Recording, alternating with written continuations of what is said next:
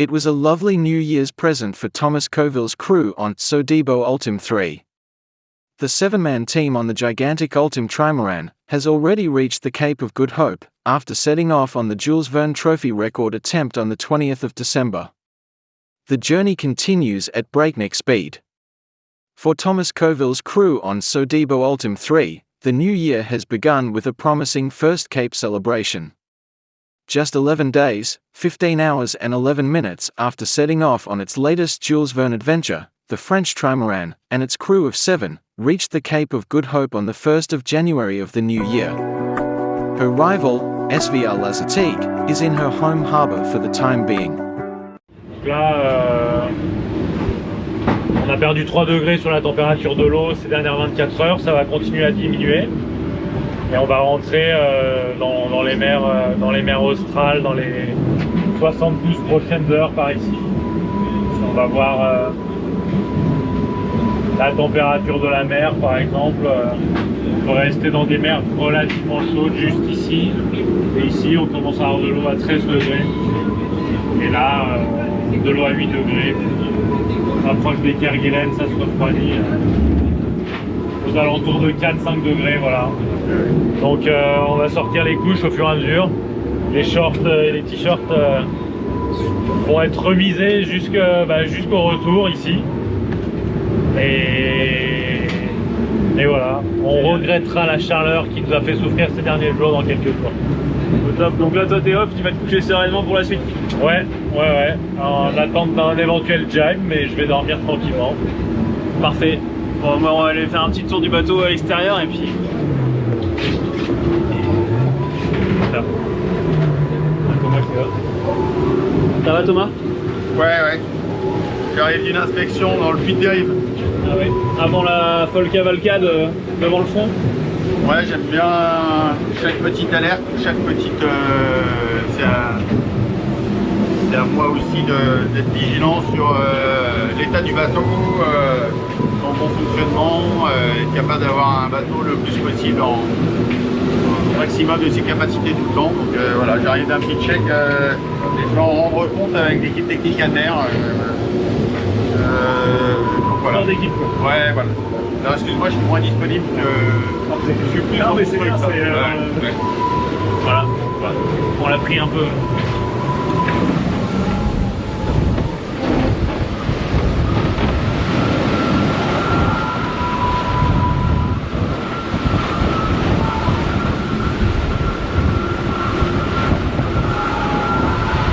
Voilà, ça carbure bien.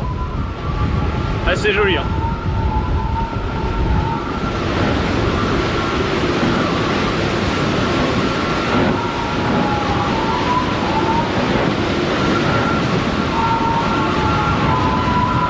Je vais essayer de pas me mouiller quand même. Je suis en t-shirt. C'est bon.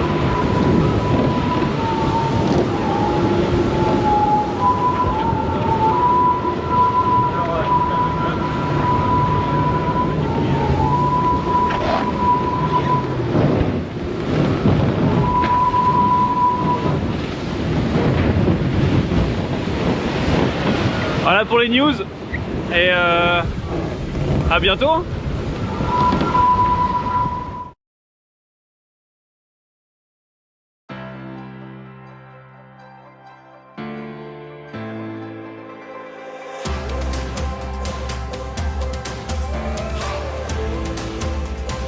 This is your weekly global sailing highlights show, The World on Water, January 3rd, 2025.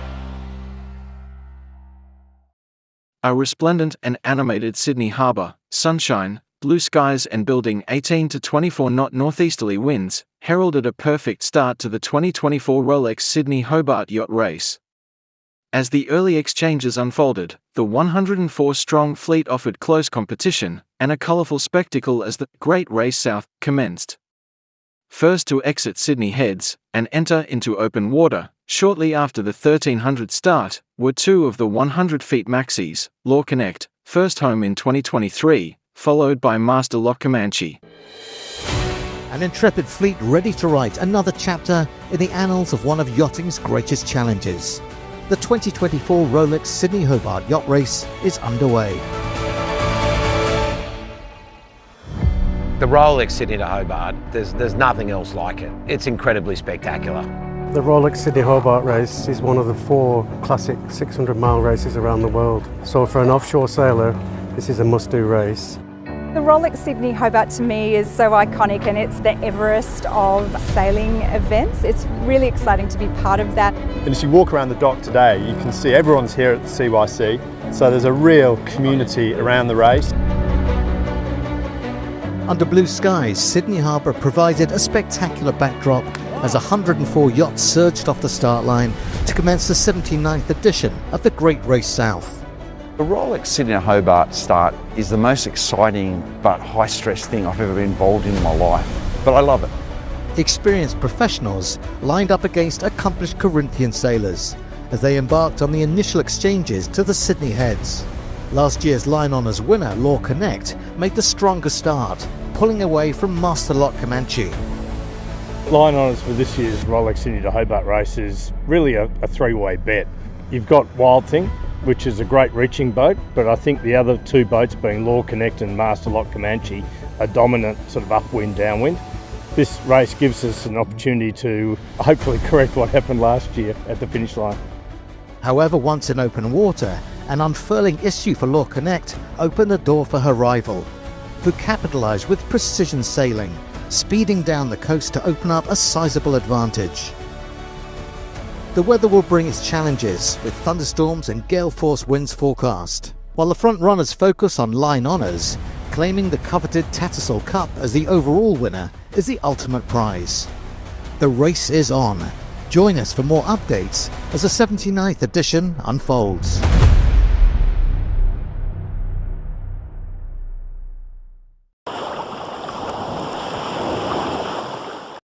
World Sailing has put together a compilation of videos which they suggest is the best sailing events for 2024. Is your highlight included? Good evening, ladies and gentlemen. This is the race committee. The wind sampling is now complete. Please take your seats and enjoy the ride.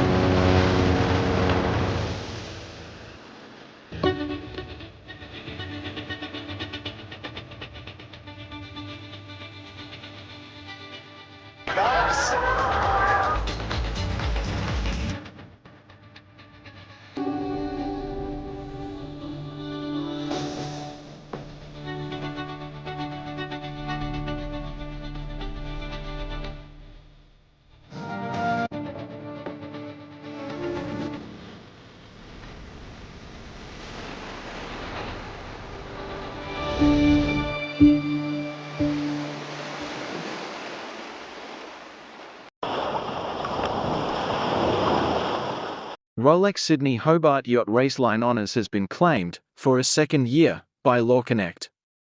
The 100-foot maxi skippered by Christian Beck completed the 628 nautical mile course on Saturday the 28th of December in an elapsed time of 1 day, 13 hours, 35 minutes and 13 seconds.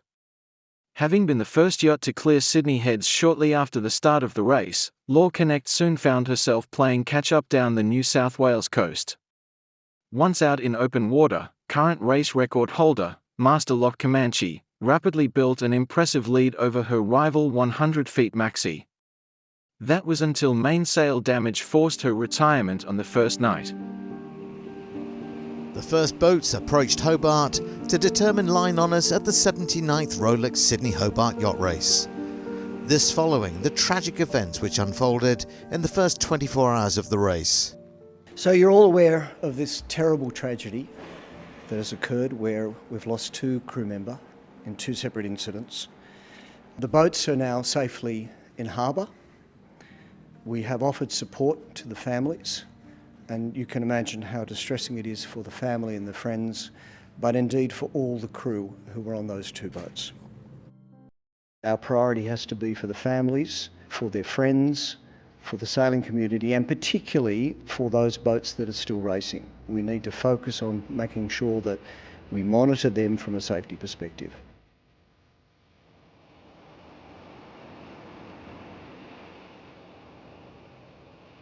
On open water, competitors still racing faced challenging conditions, forcing the early retirements of over 20 yachts. Among them the 2022 line honours victor, Master Loch Comanche, suffering mainsail damage.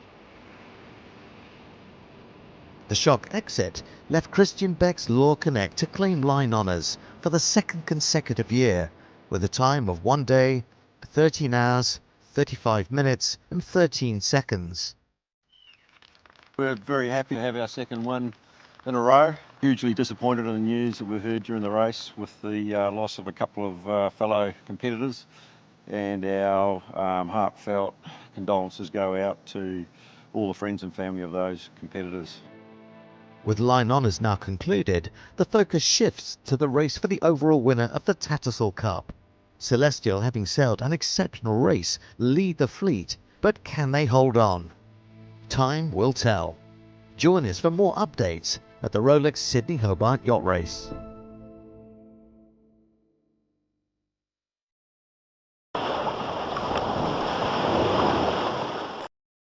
The 505 class has always been an iconic boat to sail, and is on most dinghy sailors' bucket list to have raced, at least once in their lifetimes. But what is it that draws sailors back, year after year? Is it the tech, the way the boat glides effortlessly through the water, or is it the people? The on-water day of the Hardy's Pre-Worlds Regatta was the perfect way to shake out the cobwebs and get in tune with the conditions of Adelaide Sailing Club. Well, I learned to sail in 505s. Yeah, I was 21 years old, and a friend of mine took me for a ride, and I go, yeah, this is fun. Yep. And so I learned in the boat, and I just love it. I mean, we spent 20 years sailing 18s, in Sydney, but the 5.0 is really just a perfect all-around boat, and it's 2 people, and you can focus on it. It's easier to sail all over the world. It's just the perfect 2-man dinghy. That's very similar to where we sail at home, except you're upside down. I think we just somehow figured out how to get there in the end.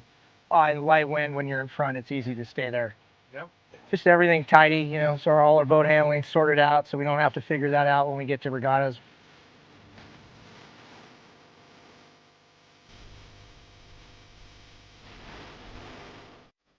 Well, I think there is an event within an event. We had to cover the Tim and Finn Boger up the last beat in the 2nd race, just to make sure we had the father-son locked away. But, there is a lot of family. It's a family class as well as a highly competitive class. I don't know what Angus feels about it, but, it caters for all levels of sailing. There's people just starting off. My nephew, first time in a 505, sailing with another young fella. There's father-sons, daughters, fathers, probably even a husband, wife somewhere along the way. But, that's the strength of the class, Yeah, no, he's done an awesome job. We certainly wouldn't be doing as well as we are without him on board. He's a super athlete, super sailor. And yeah, we're having a bit of fun, which is the main idea of the event. Oh, just have fun and just take the experience. Like, there's only probably once in a generation it's here in Adelaide, these 5-0 wells, so just take it in and, just relinquishing the fact there's just so many boats here and you're competing in sea breezes every day and just having fun and, just drinking beers. It's pretty good. Just, yeah. Cheers. Weighing up, but yeah. Depth of knowledge around the whole fleet is that's what I'm so drawn to. Especially the racing style, it's really hard.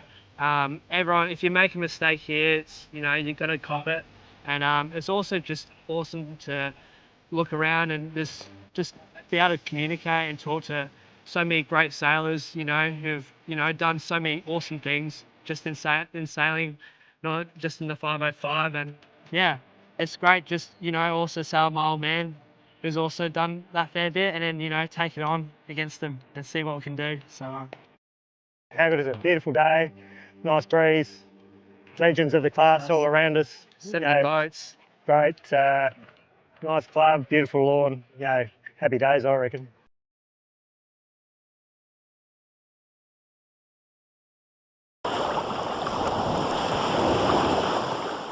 Celestial V70, skippered by Dr. Sam Haynes, was announced by the CYCA as the provisional overall winner of the 2024 Rolex Sydney Hobart Yacht Race. It is the second time Haynes, CYCA Commodore, has been presented with the coveted Tattersall Cup, awarded to the best performing yacht on corrected time. Unwavering focus and commitment have been qualities on display throughout the 2024 Rolex Sydney Hobart Yacht Race. One crew excelling was Celestial V70, who the Cruising Yacht Club of Australia announced earlier today as a provisional overall winner.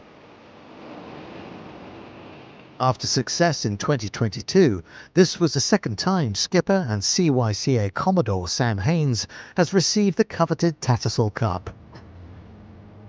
2022, that was like a life changer for me, and then this year, getting an overall win again, particularly as Commodore of the club, very special moment. It was a performance which said a lot about teamwork, focus and dedication. The crew are probably integral to be able to make this boat work as well as it did. The boat was a good platform for taking on these weather conditions. It's a tough beast, so it's time to fly. Over the past 24 hours, more yachts negotiated the final stages of the race, turning Tasman Island, heading through Storm Bay, and up the Derwent River to complete this epic event. Over the coming hours, many more will follow suit.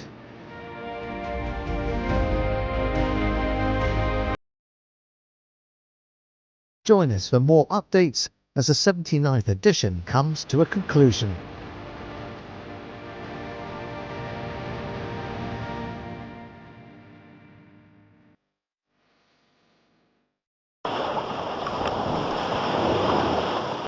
A year and a few months after laying the first layer of recycled carbon at Dukeline Atlantique, Amel Tripan and the entire Les Petits Dudas team are preparing for a particularly significant moment as the hull leaves the shipyard where it was built and begins its journey, by road, to St. Philibert. In Morbihan, just a stone's throw from the port of La Trinite-sur-Mer, where it will be based, the first Amoca build for the 2028 Vendée Globe will undergo final preparations in the coming weeks, ahead of its scheduled launch next spring.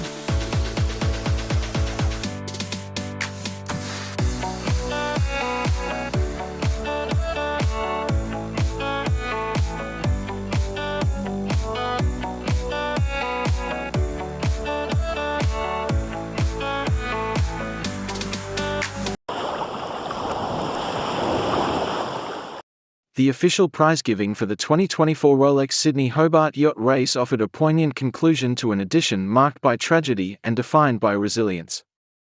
Competing crews confronted myriad challenges and a range of weather conditions throughout the 628 nautical mile race. The race's two main prizes were awarded to Celestial V70 as the overall race winner, and to Law Connect for line honours. Trophies aside, the race was a showcase of human endeavour, of teamwork, and of a united sailing community. Ahead of the prize giving, a memorial service was held for the two sailors, Roy Quaden and Nick Smith, who lost their lives during the first night of the race. The 79th edition of the Rolex Sydney Hobart, one where crews encountered a myriad of conditions and challenges on the 628 nautical mile racecourse, came to a conclusion today in Hobart.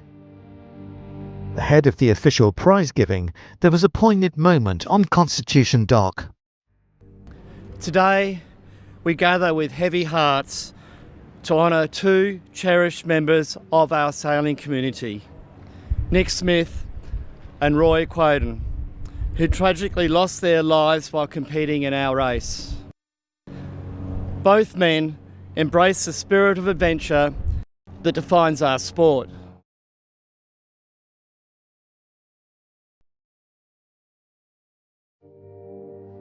Throughout the past few days, crews have reflected on the magnitude of this year's race.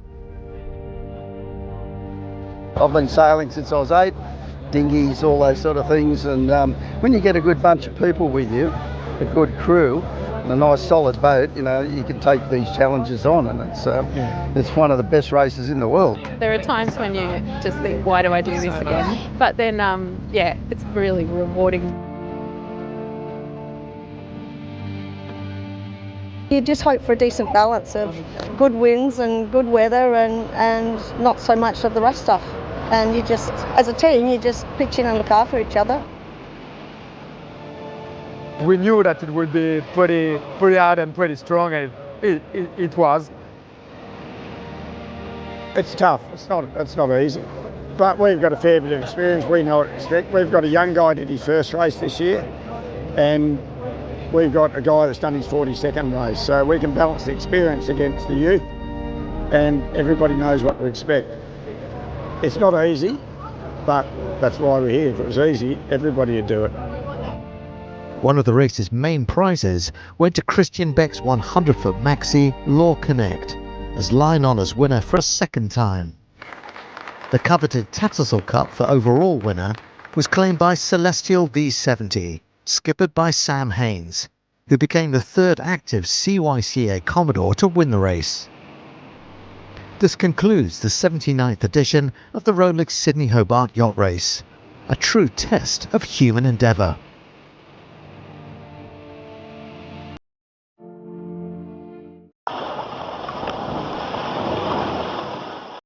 "2025 will provide greater support to the under-29 community and deliver some amazing events, including the Open Fin European Championship, scheduled from April 5th to 12th in Naples, Italy, hosted by Circolo del Remo e della Villa Italia.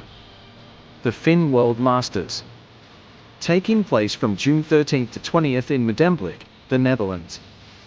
The Fin Gold Cup, set for August-September in Cascais, Portugal. We look forward to witnessing our best sailors compete in this iconic venue for our most precious trophy.